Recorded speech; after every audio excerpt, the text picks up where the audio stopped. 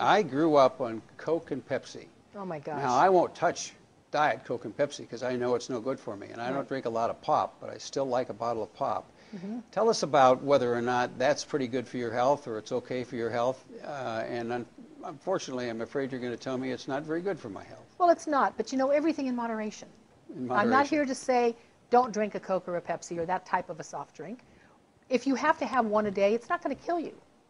The point is that people don't have one a day. It becomes addictive like a cup of coffee. Absolutely. And so the statistics are that within the first 10 minutes that you drink that Coke, 10 teaspoons of sugar hit your system. Okay, that's why we get that rapid high. That's why people drink Coke or those type of drinks, right? All right, within 20 minutes, your blood sugar spikes and your liver responds.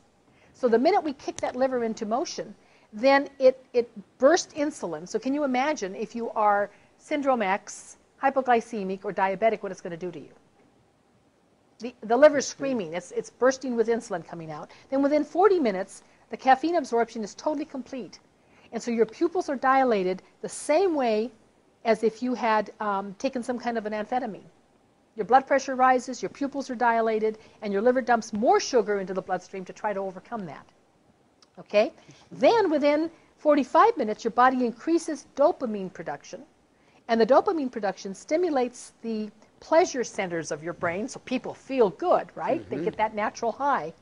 But it's a physically identical response in the body to heroin. Okay. So not only are we going to be, that's why we have such an increase in diabetics, because we're so addicted to these soft drinks that have such a high sugar content. And then people will go, I have patients that have said to me, but I buy that nice, and I'm not mentioning any brands, that nice bottle of iced tea that's supposed to be healthy for me because it's green tea. They never read the label. We go back to patient education again.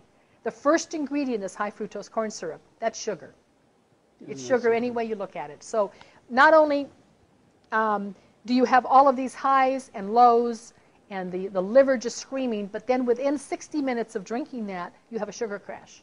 So what do you need? Another drink of the same type to bring you back up again. So you have this constant pendulum that's swinging, and that's just not healthy. Not to mention the fact that you can become diabetic. So then if I go and buy a nice big bottle of Knutson's wild cherry juice and drink that, I'm just drinking pure sugar, right?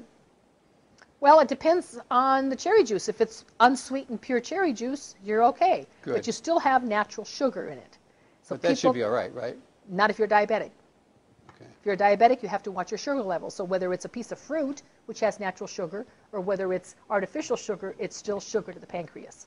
So you still have to be careful. But yes, for a healthier drink, I like cranberry juice. I buy the concentrate cranberry that doesn't have any sugar, and it's tart, but I like the tartness. So I just add a little bit to my water. I don't drink it straight because I can't tolerate it. It's too tart. But you can do many of those things like that with the flavors that you like with the natural, unsweetened, pure concentrate. And great alternatives to Absolutely. Coke or Pepsi or other kind of cola or soda drink. Or make a lemonade or an iced tea that's healthy and use a natural sweetener. Great idea. Okay? Thanks. You're welcome.